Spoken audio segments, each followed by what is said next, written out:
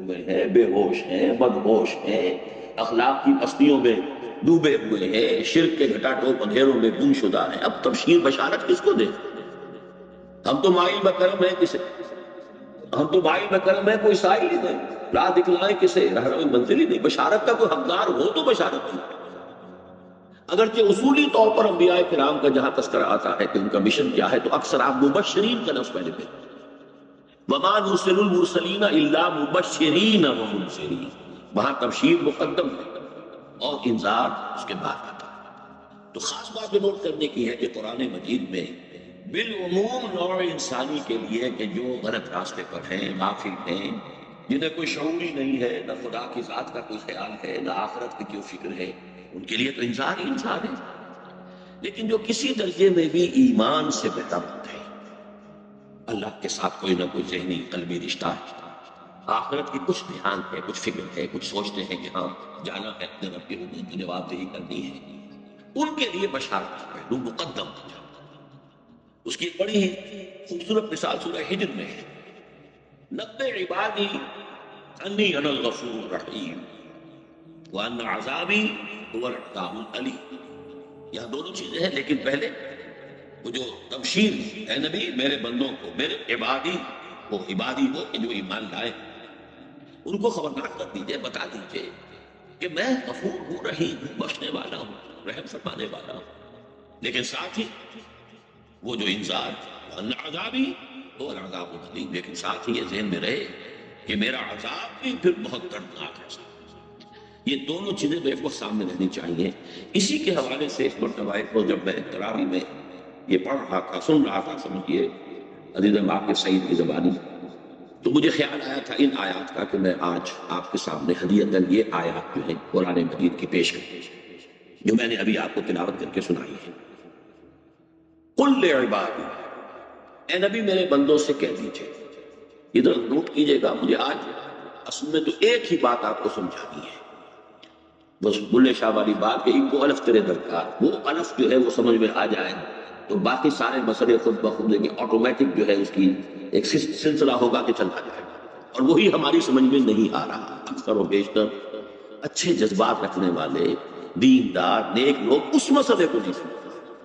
وہ مسئلہ میں سمجھانے کی کوشش کروں گا، لہذا آیات کی تفصیل میں نہیں جاؤں گا. یہ تو صرف یہ کہ ترجمہ ہوگا اس کا، اور اس کے حوالے سے ذرا چند اہم نکات جو ہے ان کو ذہن نشین کرنا ہے اس کی تمہید کے طور پر.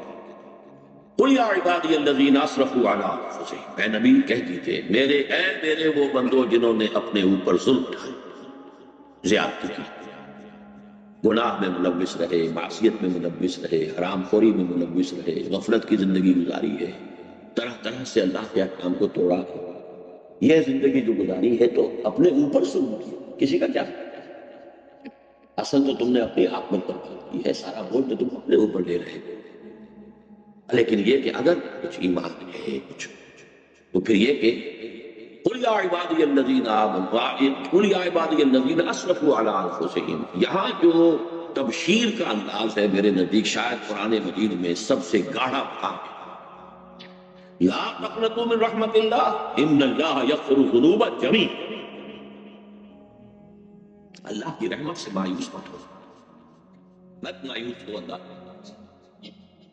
لفظی ترجمہ ہوگا بغیر کسی اگر مگر کے، اگر ہم اضافے کے، جیسے کہ عبارت ہے اللہ تمام گناہ معاف کر دیتا ہے. اور چونکہ یہ فعل مضارع ہے، اللہ تمام گناہ معاف کر دے گا،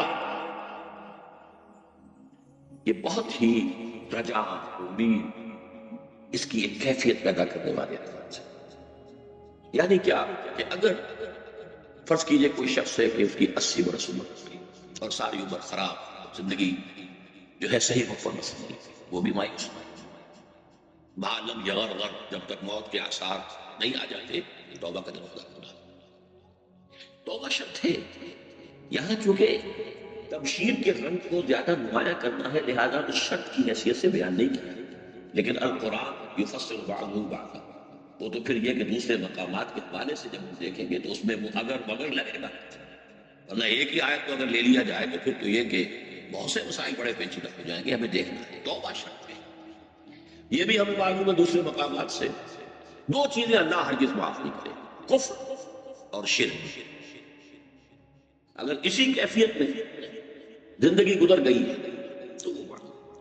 لیکن یہاں دیکھیں ان اللہ یغفر الذنوب جميعا، یہاں کوئی اگر مگر نہیں.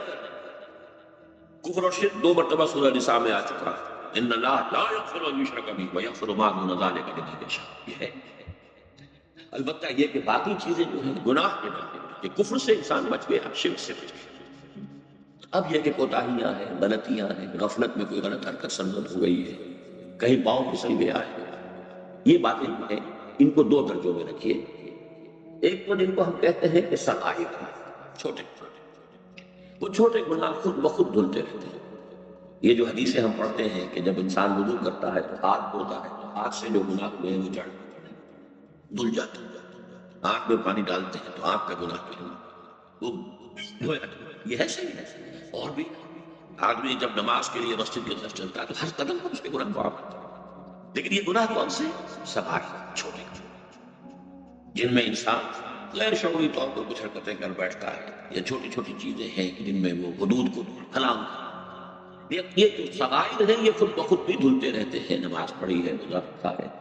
اور یہ بھی سمجھ لیجیے کہ یہ جو ہے حدیث من قام لیلۃ القدر ایمانا واحتسابا غفر له ما تقدم من ذنبه، یہ اس میں بھی کبائر شامل نہیں.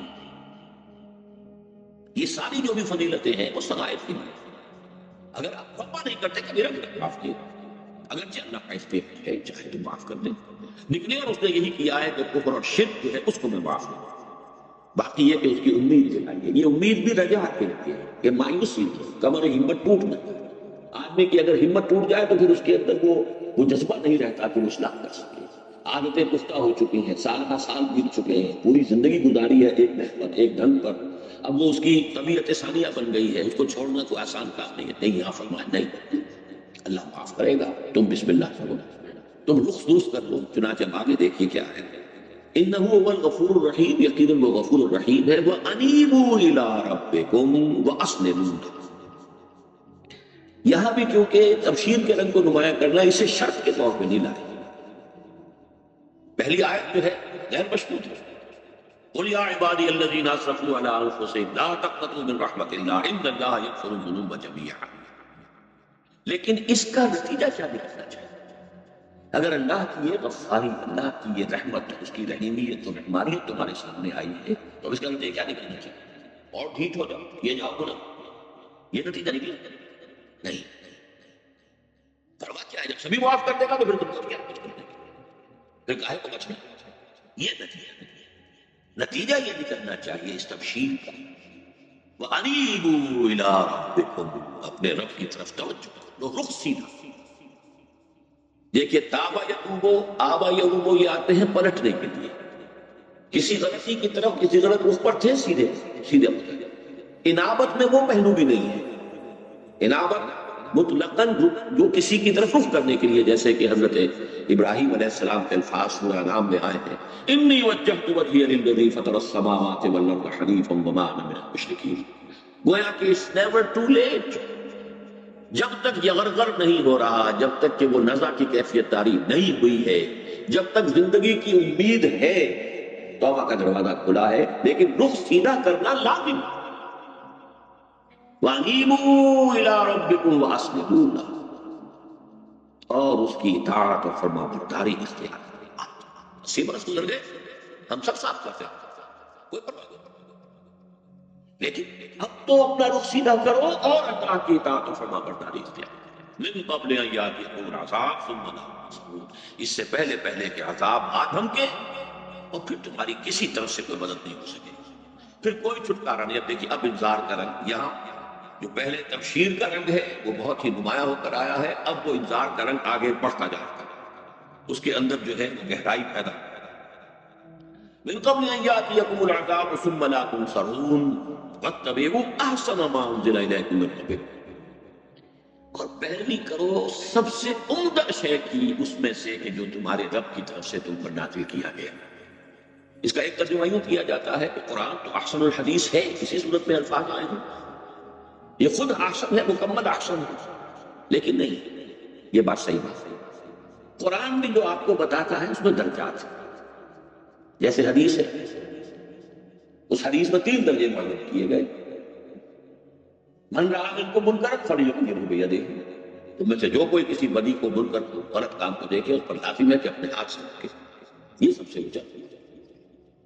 وَإِن لَمْ يَسْتَطِعْ فَبِلِسَانِهِ، اگر اس کی استطاعت رکھتا ہو تو زبان سے تو روکے، کہے تو صحیح کہ خدا کے بندے یہ کام غلط ہے، چھوڑ دو مت. فَإِن لَمْ يَسْتَطِعْ فَبِقَلْبِهِ، اگر یہ بھی ممکن نہیں ہے، حالات ایسے ہو گئے، یا تو استطاعت نہیں یا ہمت نہیں. ورنہ تو یہ کہ ہمت ہے تو آدمی جو ہے جان پر کھیل جائے گا، بات صحیح کرے گا، چاہے اس کی زندگی چلی جاتی، بات نہیں. افضل الجہاد کلمۃ الحق عند سلطان الجائر. لیکن ایک دوسری بات ہے، ایک دوسرا پہلو بھی چونکہ ہے، اجتماعی جد و جہد میں، انقلابی جد و جہد میں جب تک کافی جمعیت نہ فراہم ہو جائے، اگر آپ بل یک نہیں انجمن کا شروع کر دیں گے پری میچورلی، تو وہ گویا کہ آپ کی پوری طاقت تباہ ہو جائے گی. اس میں انتظار کرنا ہوگا.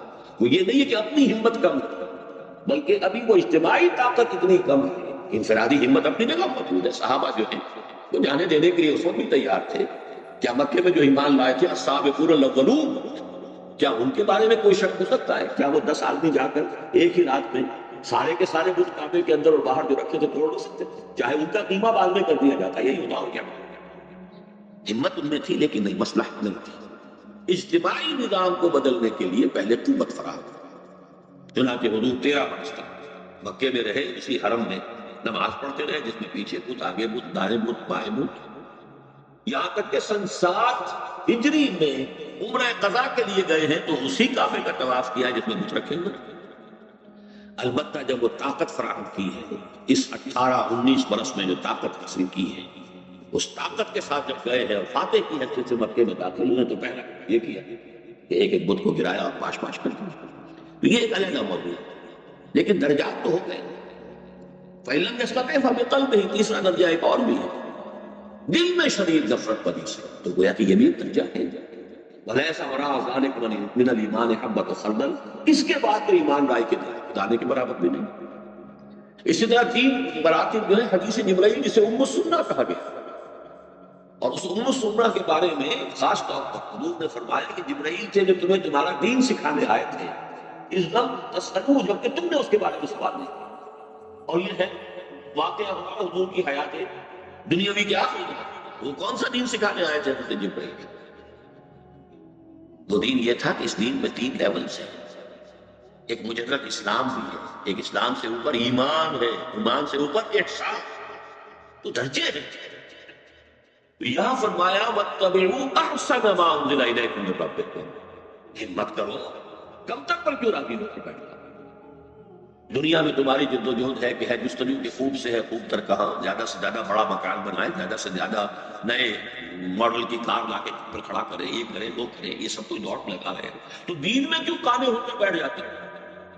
وَاتَّبِعُوا أَحْسَنَ مَا أُنزِلَ إِلَيْكُم مِّن رَّبِّكُم مِّن قَبْلِ أَن يَأْتِيَكُمُ الْعَذَابُ بَغْتَةً وَأَنتُمْ لَا تَشْعُرُونَ، اس سے پہلے کہ عذاب تم پر اچانک ٹوٹ پڑے اور تمہیں اس کا کوئی اندازہ ہی نہ ہو، شعور ہی نہ ہو کہ آ رہا ہے.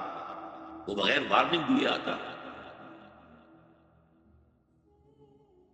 اب 3 یہاں آ رہے ہیں کہ اب جو حضرات بھی یہاں بیٹھے ہیں ذرا وہ سوچیں ہم ان 3 میں سے کس کیٹیگری میں فال کریں گے. خدا نخواستہ اگر کر رہے ہیں تو اس وقت جاننے کی ضرورت ہے.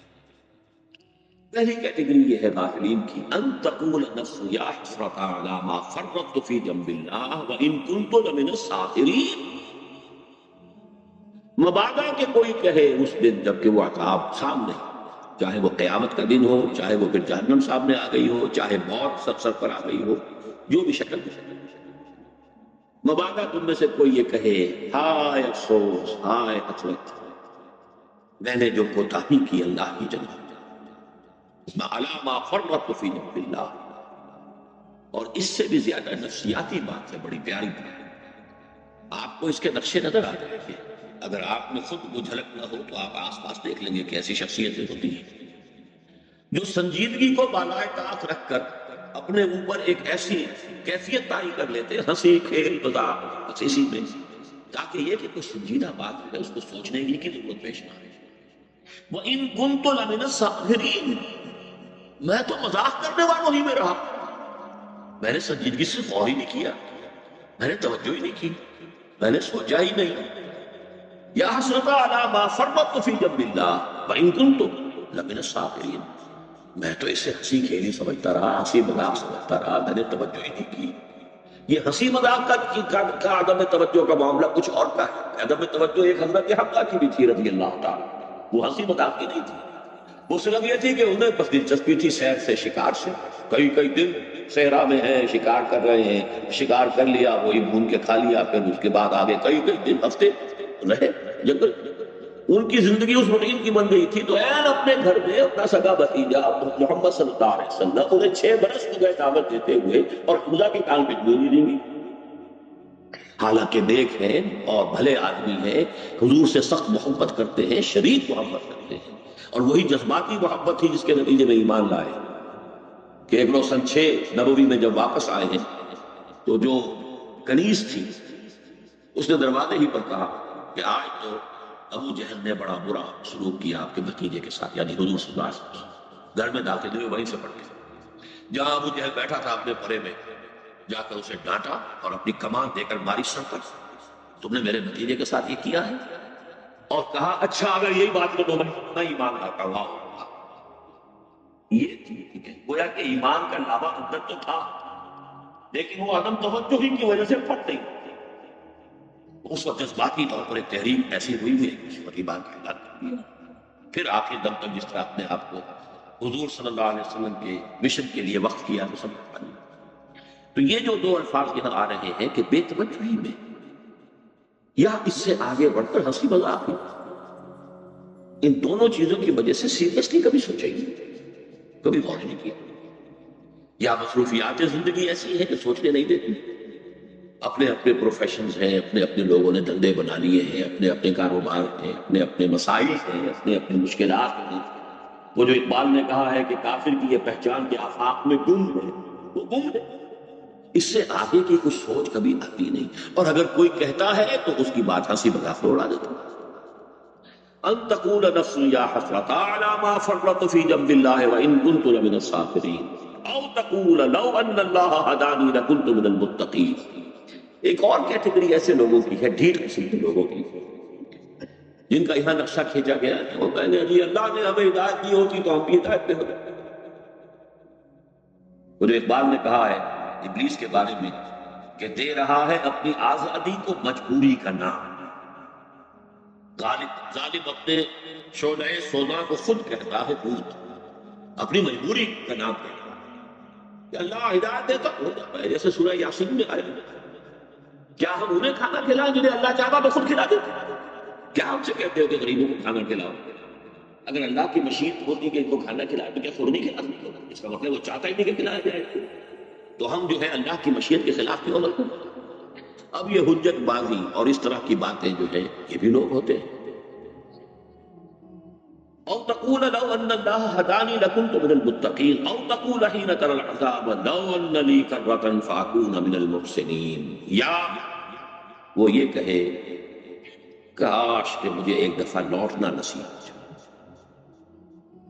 اگر واپس دنیا میں جانا نصیب ہو جائے، یہ موت ٹل جائے، میں بالکل محسنین میں سے ہوں. محسن میں نے 3 درجے بیان کیے تھے ابھی، مسلم، مومن، محسن. اخبرنی عن الاسلام، اخبرنی عن الایمان، اخبرنی عن الاحسان. محسنین میں سے ہو جائے. کہاں اسلام اور کہاں ایمان میں ہو جائے، لیکن وہ لوٹنا تو نہیں، اس کا تو کوئی امکان نہیں، اس کی تو قسمت نہیں. وہاں جا کر لوٹنا تو کیا ہے، جب وہ موت آ کے کھڑی ہوگی ستانے پر تب بھی اسے موخر ہونے کا.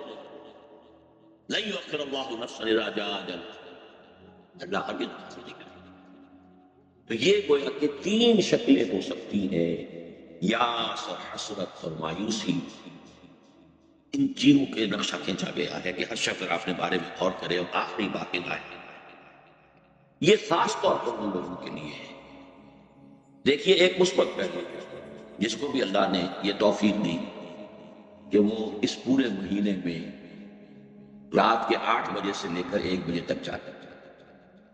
کتنا بڑا فضل ہے، کتنا بڑا کرم ہے. کتنے لوگ ہیں کہ جو نیکسٹ ڈور ہوں گے اس کی توفیق نہیں ہوئی، اس کو اللہ نے نہیں چنا. یہ تو اللہ کا فضل کرم ہے. کتنے لوگ ہیں خوش نصیب ہیں، کتنا فضل ہوا ہے. سب چیز گھر بار چھوڑ کر یہاں مسجد کی چٹائیوں پر لیٹے ہوئے ہیں 10 دن جو ہے اعتکاف میں لگا دیں 9 دن لگا دیں. لیکن اب اسی کا دوسرا رخ بھی ہے.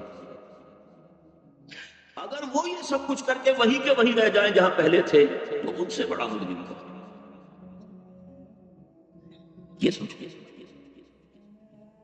یہ میں اس آیت کے آخری آیت کے حوالے سے بات کر رہا ہوں. بلا قد جاءتک آیاتی، کیوں نہیں تمہارے پاس میری آیات پہنچ گئی. فکذبت بہا واستکبرت، تو نے اس کی تکذیب کی. تکذیب دو طرح کی ہوتی ہے. تکذیب قولی، جو شخص کہتا ہے قرآن اللہ کا کلام ہے، تکذیب قولی. ایک تکذیب عملی، ماننا اسے کہ اللہ کا کلام ہے پھر اس کے حکم پر عمل نہ کرنا. یہ دوہرا ضرور ہے. تکذیب قولی جنہوں نے کی ہے، تبلیغ جو کرتی ہے کہ ہم مانتے ہی نہیں، اس کے بہت سے اسباب ہو سکتے ہیں. اس کے اسباب تو جائیں گے، اس کے والدین نے تربیت کیسی کی، اس کے ماحول نے کیسی تربیت کی، اس کو تعلیم کیسے ملی، بہت سے اسباب ہو سکتے ہیں. اور اللہ تعالیٰ نے جو محاسبہ کرنا ہے آخرت میں ان سارے فیکٹرز کو سامنے رکھے. انفرادی محاسبہ اسی لیے کلہم آتی ہے یوم القیامت فردا.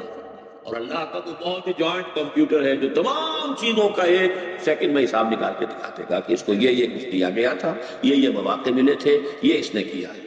تو جو گیون تھا اس کے پس منظر میں ایسس کیا جائے گا کہ اس نے کیا کیا.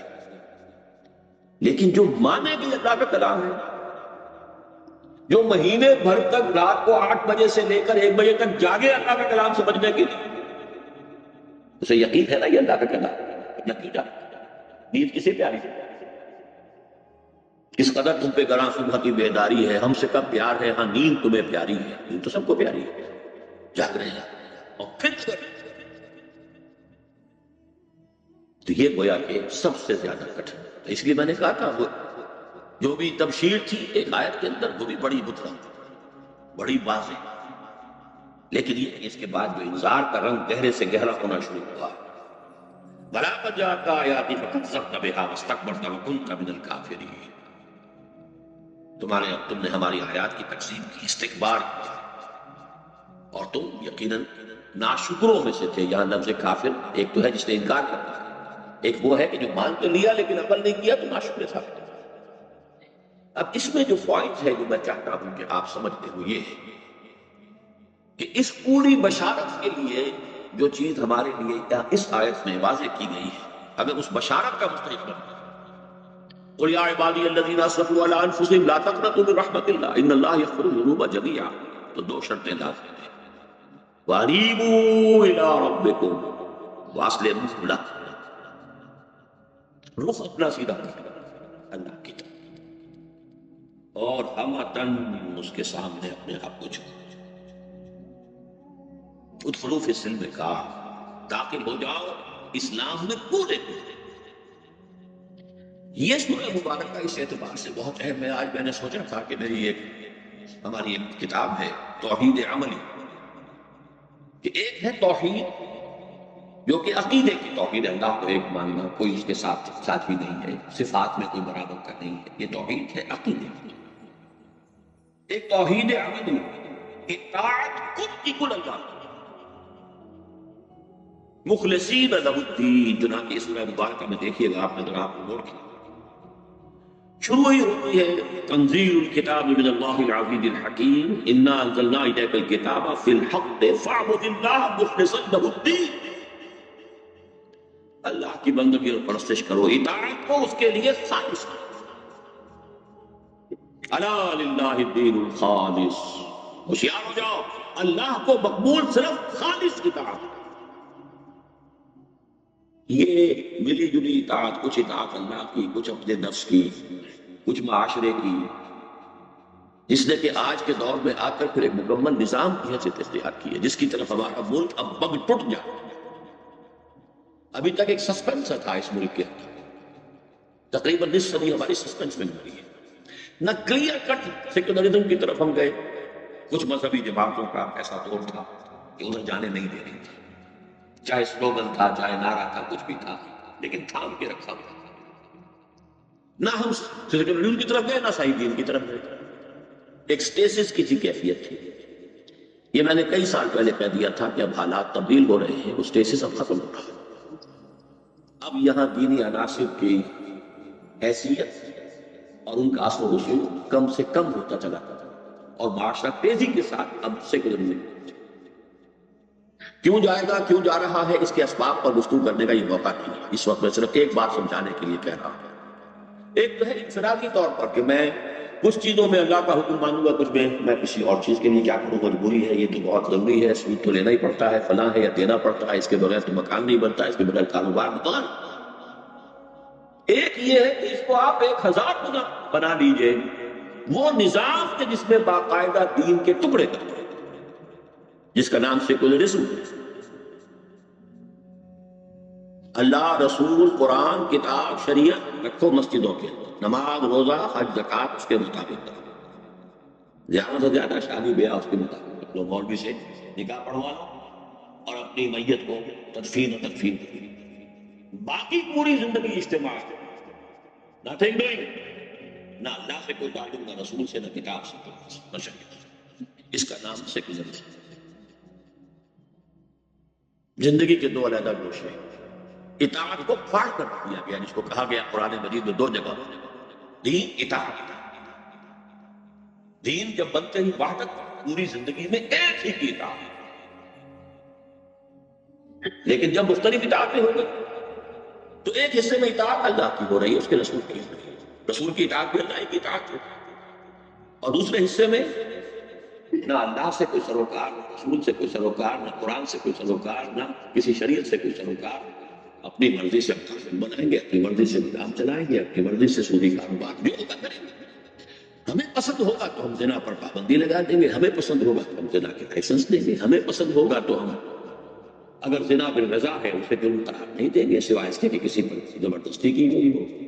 ہمیں پسند ہوگا تو ہم ہومو سیکشولیٹی کو جائز قرار دیں گے، 2 مردوں کی شادی کے لیے قانون بنا دیں گے. ہمیں اصل مسئلہ ہمارا، اللہ کا کچھ نہیں، رسول کا کچھ نہیں، قرآن کا کچھ نہیں، شریعت کا کچھ نہیں. یہ ہے سب سے بڑا جرم. اس لیے اس صورت میں کیا ہے، فَاعْبُدِ اللَّهَ مُخْلِصًا لَهُ الدِّينَ، اس کے لیے اپنی اطاعت اور دین کو خالص کر. الا للہ الدین الخالص، ہوشیار ہو جاؤ، اللہ کو قبول ہے صرف خالص اطاعت جو اسی کی. آگے چلیے اسی سورہ مبارکہ میں قل انی امرت ان اعبد اللہ مخلصا لہ الدین وامرت لان اکون اول المسلمین قل انی اخاف ان عصیت ربی عذاب یوم عظیم قل اللہ اعبد مخلصا لہ دینی. کتنی مرتبہ یہ بات یہاں آ گئی، اس کے لیے اپنی اطاعت کو خالص کر. ورنہ یہ بندگی، یہ نماز، یہ روزہ اور زندگی کے کسی اور گوشے میں اللہ کے حکم کو کیسے پڑھتا ایک وقتی سے کسی تاثر سے گزر نہیں، اسے باقاعدہ کو مستقل اپنے نظام، اپنے پروگرام میں مستقل طور پر اختیار کرے. وہ آپ بات ہے، وہ گناہ فوراً توبہ کرو، اللہ قبول کرے گا. انما التوبۃ علی اللہ للذین یعملون السوء بجہالۃ ثم یتوبون من قریب. اللہ کے ذمے ہے اپنے ایسے بندوں کی توبہ قبول کرنا. غلطی ہو گئی، جذبات میں بہہ گئے، ماحول کے اثرات میں بہہ گئے، کچھ ہو گیا، کوئی غلط کام کر بیٹھے، توبہ کرو، رجوع کرو، پلٹو، عہد دوبارہ کرو، ندامت کے ساتھ معافی چاہو، معاف کر دے. لیکن مستقل نظام یہ ان فیلڈ میں تو اللہ کی کوئی بات ہے ہی نہیں. اس فیلڈ میں ہم اس میں نہیں چلیں گے، اس میں تو ہم خود سوورن ہیں، خود ہم مالک ہیں، خود ہم حاکم ہیں، جو چاہیں گے قانون بنائیں. یہ ہے دین کو پھاڑ دینا. الذین فرقوا دین، فرق یفرق تفریقا، پھاڑنا کسی چیز. یہاں اطاعت پھاڑ دی گئی دو اس میں. لست منہم فی شیء، ہے نبی آپ ہم سے کوئی فرق نہیں. ولا تکونوا من المشرکین من الذین فرقوا دینہم وکانوا شیعا. مسلمانوں ان مشرکین میں سے نہ بنو جنہوں نے اپنے دین کے ٹکڑے، ایک حصہ دین کا مذہب کے نام سے جاؤ بھائی کرو تو جاؤ، لیکن جو political socio economic system nothing doing, مذہب کا اس سے کوئی سیاست سے زیادہ نہیں کرتا. اب عملی طور پر یہ بات سمجھیے کہ کریں کیا. اس سچویشن میں بھی ہوں، آپ بھی ہیں، ہم سب مشرک ہیں.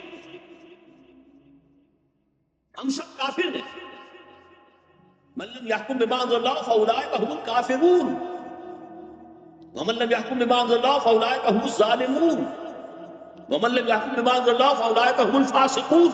ہم سب مشرک ہیں، فاسق ہیں، کافر ہیں اجتماعی طور پر، بحیثیت قوم، بحیثیت ریاست ہم کافر ہیں، مشرک ہیں، فاسق باغی ہیں. انڈیویجول کیا کرے؟ یہ ہے امر سوال کو میں سمجھانا چاہتا ہوں. دیکھیے انڈیویجولی کسی بھی شخص کو دو صورتوں سے سابقہ پیش آ سکتا ہے.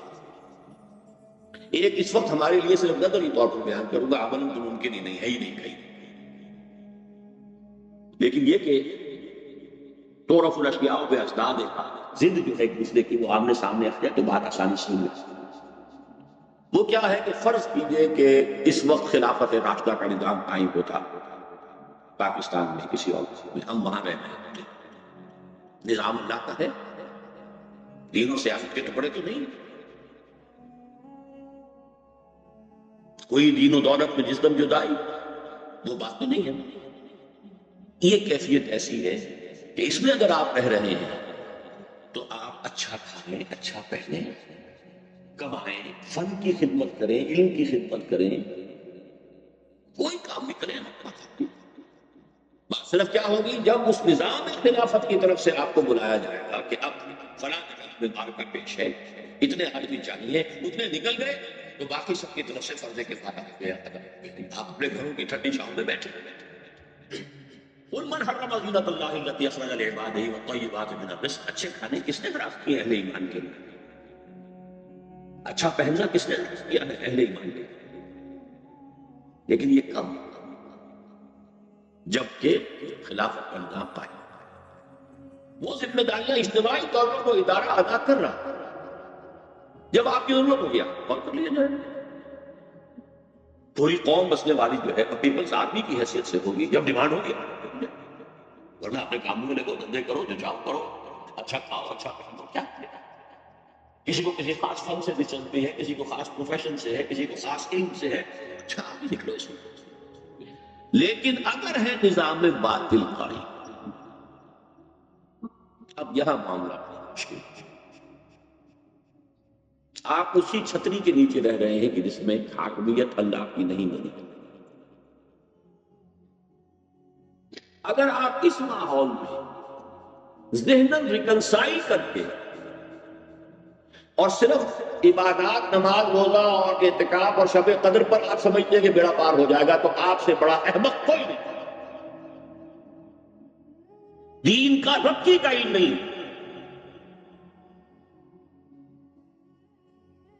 ریکنسائل کریے. یہی پاؤں پھیلا رہے ہیں. پروفیشن ہے، دلچسپی ہے، علم کی دلچسپی ہے، ادب سے دلچسپی ہے، فلاں سے دلچسپی ہے، جبکہ باطل کا ڈنکا بجا، طاغوت حکمران، اللہ کا دین پاما. عملی شکل کیا؟ اب دو حصوں میں زندگی کو تقسیم کر لیجیے. جس اعتبار سے وہ دین پر عمل کرنا ممکن ہے، آسان نہیں ہے، ممکن ہے، چاہے مشکل ہو، چاہے فاقہ آ جائے. تو فاقہ کیا کفار کو آتا تھا؟ صحابہ کو نہیں آتا. وَلَنَبْلُوَنَّكُمْ بِشَيْءٍ مِّنَ الْخَوْفِ وَالْجُوعِ وَنَقْصٍ مِّنَ الْأَمْوَالِ وَالْأَنفُسِ وَالثَّمَرَاتِ. کی آیت کس کے بارے میں آئی تھی؟ ابو جہل اور ابو لہب کے بارے میں آئی تھی، صحابہ کرام کے بارے میں. جو کام آپ کر سکتے ہیں چاہے فاقہ تکلیف آ جائے، کوئی قانونی آپ کے اوپر ایسا جبر نہیں ہے اس معاشرے کا وہ لازماً آپ سے اس کے خلاف کروائے. اگر اس میں بھی آپ نے ٹھوکر کھا دی تو پھر تو گئے ضلالًا بعیدا. اب تو کوئی مسئلہ ہے موری بن، جس کو ہم کہتے ہیں میڈیکل اصطلاح گویا کہ کوئی. لیکن جو انسان کر سکتا ہو وہ کر لے. لیکن باقی جو سب کچھ ہے اس کا وہ حصہ ہے، پارٹ اینڈ پارسل ہے، اسی معاشرے کا ایک فرد ہے، اسی میں رہ رہا ہے، اسی کی سڑکوں پہ چل رہا ہے، اسی کی اسٹریٹ لائٹ سے فائدے اٹھا رہا، سب کچھ ہے. اس میں شخصیت کا وہ ملوث ہو رہا ہے کیا؟ اس کا کفارہ ہے جو اللہ اس حالت میں کم سے کم منیمم پر فرائض کی حد تک عبادت اور فرض کی حد تک معاش. میں دونوں کو جمع کرتا ہوں. عبادت بھی فرض، معاش بھی جتنی کہ ناگزیر ہے زندگی گزارنے کے لیے، اور زندگی اور جسم کو جان کے تعلق کو برقرار رکھنے کے لیے. اس میں جو وقت لگے، اس میں جو صلاحیت صرف ہو وہ کرو. نفلی کھانے نہ کھاؤ، خامخواہ جو ہے زیادہ کھانا اور اعلیٰ کھانا نہیں، جو زندگی کے لیے منیمم جو انیویٹیبل. اب جو وقت بچے، جو صلاحیت بچے، جو قوت بچے، جو وسائل بچے، اللہ کے دین کو غالب کرنے کی جد و جہد میں تو کفارہ. جو سود انہیل کر رہے ہو اس کا کفارہ، جو اس ماحول میں رہنے کے گناہ کے اندر ملوث ہو رہے ہو اس کا کفارہ. ہمہ تن ہمہ وقت، کم سے کم پر گناہ. اس حالت میں اور سائنس کی خدمت ہو رہی ہو. ہمارے ساتھی ہیں تنظیم میں بھی شامل ہوئے، ریٹائر بھی ہو گئے ہیں، نیوکلیر فزکس کے اندر ہیں، اور یہاں آ کے انہوں نے لیکچر بھی 3 دن دیے ہیں امریکہ میں. میں نے ان سے کہا یہ آپ جو کچھ کر رہے ہیں کس کو فائدہ دے رہا ہے؟ فلاں پرابلم آ گیا ایئر فورس کی طرف سے کہ فلاں پرابلم ہے، اس کو اب لگی ریسرچ ہو رہی ہے، ان کے مسئلے کو حل کر کے دے رہے ہیں. یہ ساری ایئر فورس جو ہے کس کے خلاف استعمال ہوتی ہے؟ بات مان لی لوگوں نے کیا صحیح ہے. انہیں پتا بھی نہیں چلتا کہ ہم جو چیز بنا رہے ہیں اس کے کیا نتائج نکلیں گے. تو اتنی ڈپارٹمنٹ معاملہ ہو گیا ہے، اسپیشلائزیشن ہو گئی ہے، انہیں پتا نہیں ہے کہ کون سے خوفناک ہتھیار میں جا کر یہ پردہ لگے گا، کون سا مسئلہ حل ہوگا، اور یہ پھر کہاں استعمال ہوگا. کتنے ہی مسلمان سائنسدانوں کی کوششیں اور محنتیں جو شامل ہوں گی ان چیزوں کی ایجاد میں کہ جنہوں نے آ کے بھوکس نکالا ہے. عراق پیٹریوٹک میزائل جس کا پتہ ہی نہیں تھا عراق کو، وہ اپنے اسکرٹ میں دائری کو سمجھا بیٹھا تھا بہت. اسے پتہ ہی نہیں تھا کہ پیٹریوٹک جو ہے وہ اس کی ایجاد ہو چکی ہے. بہرحال یہ جان لیجیے اس کے سوا قرآن مجید سے، حدیث نبوی سے، سیرت نبوی سے جو کچھ مجھے معلوم ہوا ہے کوئی رستہ نہیں، نو اسکیپ. اپنے جسم و جان اور قوت و صلاحیت کا منیمم ناگزیر وہ اس کے لیے، اور باقی سب کچھ انقلاب برپا کرنے کے لیے، اللہ کی سوورنٹی کو نافذ کرنے کے لیے، اللہ کے دین کو غالب کرنے کے لیے، اقامت دین کے لیے، اعلاء کلمہ اللہ. یہ فیصلہ ہے جو بڑا کٹھن بھی ہے، مشکل بھی ہے. اور اس کی دوسری شرط لازم، دیکھیے ہمارے یہاں بہت سے لوگ ہیں جو یہ کام کرنا بھی چاہتے ہیں، خواہش بھی ہے، کچھ نہ کچھ مدد بھی کرتے ہیں، کچھ لپ سروس بھی ہے، کچھ پیسے سے تعاون بھی ہے، لیکن یہ کہ اس سے آگے قدم نہیں بڑھتے. وہ مطمئن ہے کہ ہم کر ہی رہے. نماز فرض ہے وہ پڑھتے ہیں. یہ احساس نہیں ہے کہ اس کیفیت میں اقامت دین کی جدوجہد فرض ہے. ہاں خلافت کا نظام وہ تو ٹھیک ہے، وہ فرض حال کفایہ ہو گیا، وہ نظام موجود ہے، اس کے تحت ساری ذمہ داری جو ہے وہ ادا کی جائے گی. آپ اللہ کی حاکمیت تلے اور خلافت کے نظام کی چھتری تلے کیجیے، پیش کیجیے، کوئی پرواہ نہیں. فن کی خدمت ہو، پیشے کی خدمت ہو، کچھ بھی ہو، علم کی ہو، ادب کی ہو، اچھا کھاؤ، اچھا پہنو، بیوی بچوں کو اچھا کھلاؤ، اچھا پہنو. قل من حرم زینۃ اللہ التی اخرج لعباده والطیبات من الرزق. لیکن باطل کا غلبہ ہو، طاغوت کی حکومت ہو، یہاں عقل پٹ ہو جاتا ہے. کم سے کم پر گزارو، قوت لا یموت، فارغ کرو اپنا وقت، اپنی صلاحیت، اپنی قوت. ریکنسائل تب تک نہ کرو اس نظام کے ساتھ اپنا ذہن. اس میں پھلنے پھولنے اور پھیلنے کی اگر کوشش ہے تو اس کا مطلب یہ کہ آپ نے اس کو ترک دیا، پھر تو آپ انہیں کے حکم میں، چاہے نمازیں کتنی پڑھ رہے ہیں، عمرے کتنے کر رہے ہیں، سب انہیں کے حکم میں. ان عبادات کی کوئی حیثیت اللہ کے نہیں. ہاں وہ سیدھا کر لیا کہ اب میری زندگی کا اصل مقصد، میری زندگی کا مقصد تیرے دین کی سرفراز ہے. میں اسی لیے مسلمان، میں اسی لیے نماز اب صحیح جگہ پر آ گیا. وَاسْتَعِينُوا بِالصَّبْرِ وَالصَّلَاةِ، نماز اور صبر سے مدد حاصل. کس چیز کے لیے مدد حاصل کریں؟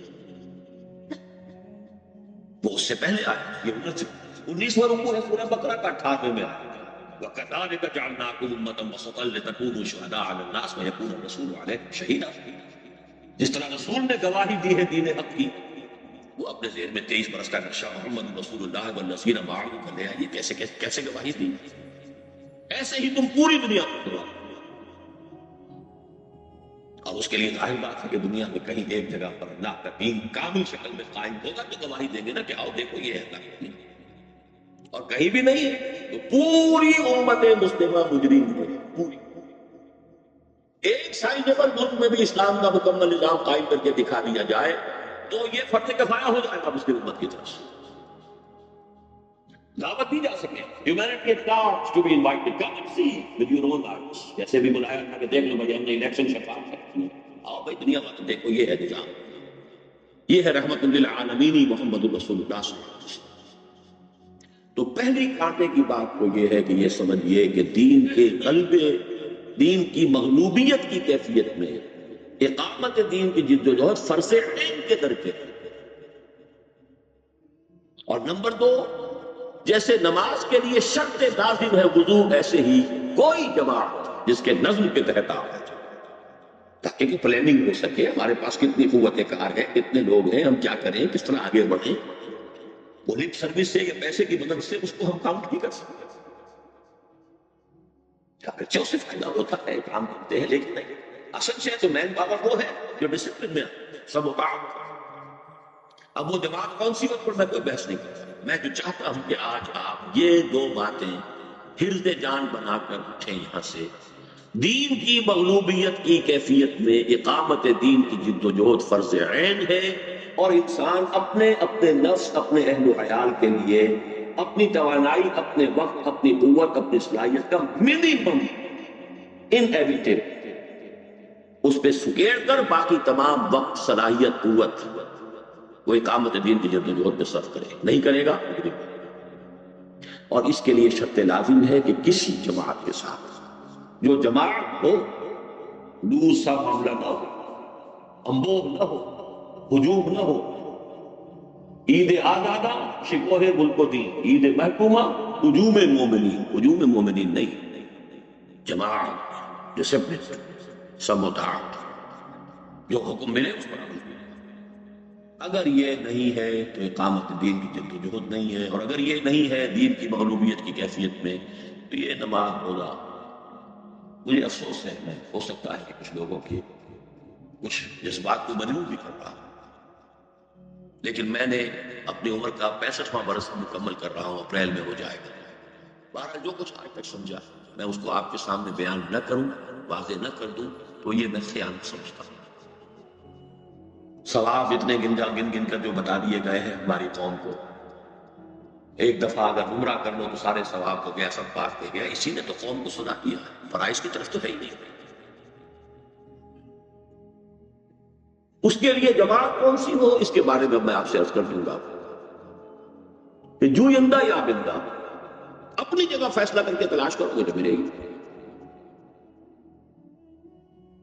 اس کے لیے کہ اللہ تعالیٰ آتا ہے، لیکن اس کے لیے کیفیت یہ ہو جائے کہ جیسے انسان بھوکا ہے تو کھانے کے لیے اگر پکار ہے اللہ میں بھوکا ہوں، میرے لیے کوئی بندوبست، کم سے کم وہی کیفیت ہو جائے کہ اللہ میں چاہتا ہوں کسی لباس میں شریک ہو کر اپنے فرض سے ہونا بتاؤں، مجھے بتا۔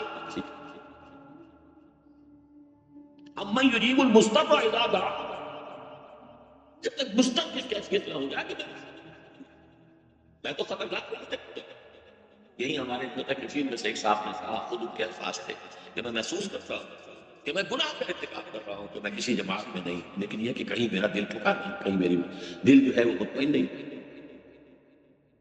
اس میں بھی ہو سکتا ہے کہ نفس جو ہے آدمی کو آسائش اور آسانی کے لیے دھوکہ دے، اس کی عملی شکل کے آج آپ کو جو بھی بہترین جماعت نظر آئے، کوئی تو ہوگی، آخر کچھ تو ہوگا، نبی والی جماعت تو نہیں ملے گی، لیکن اپنے اسسمنٹ میں دیکھیے جو جماعت ہو اور اقامت دین اس کے سامنے ہدف کی حیثیت سے، اس کے طریقہ کار، اس کے نظام کو بھی دیکھیے، ان کے افراد کو بھی دیکھیے، جو آج کی تاریخ میں صحیح معلوم ہوتی ہے جوائن کریے۔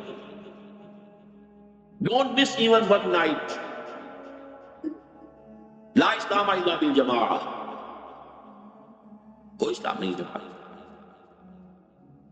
हाँ, आंखें खुली रखें, ज़हन को काम करने दें, अगर उससे कुछ बेहतर मिले तो ठीक है। दुनिया में है जुस्तजू कि खूब से है खूब तक कहाँ, बेहतर काफिला मिलता है तो इसको छोड़िए, चले जाइए। नबी तो कोई नहीं ना कि नबी के हाथ में हाथ देकर अगर कहीं वापस उससे ले लिया तो गोया कि कुफर हो गया, नहीं। और अगर कोई जमात पसंद नहीं आ रही तो मालूम होता है कि एक शख्स जो है खुद साहिब फहम है, साहिब राय है, साहिब फिक्र है, तभी तो वो सबको रद्द कर रहा है कि इसमें ये कमी है, उसमें ये कमी है, इसमें ये कमी है, इसमें ये कमी है। ये जो कुछ रद्द करना है उसका ये साबित करता है कि खुद साहिब फिक्र है तो खुद खराब है। एक अकेला, दो ग्यारह, एक भी आदमी साथ हो गया तो जैसे आपको मालूम है नमाज हो जाती है, एक इमाम एक मुख्तदी, ये बात होती है कि नहीं। लेकिन इससे बिल्कुल अपने आप को बेपरवाह समझ लेना, इसके बगैर आप समझे कुछ नेकियां कर रहे हैं, कुछ भले काम कर रहे हैं, कुछ पब्लिक सर्विस का काम हो रहा है, कुछ अस्सलामुअलैकुम। इस चैनल को इसरार अहमद आर्काइव सब्सक्राइब करें, अपने दोस्तों के साथ शेयर करें और ऐसे ही मज़ीद वीडियो देखने के लिए चैनल के साथ जुड़े रहें। जज़ाकल्लाह।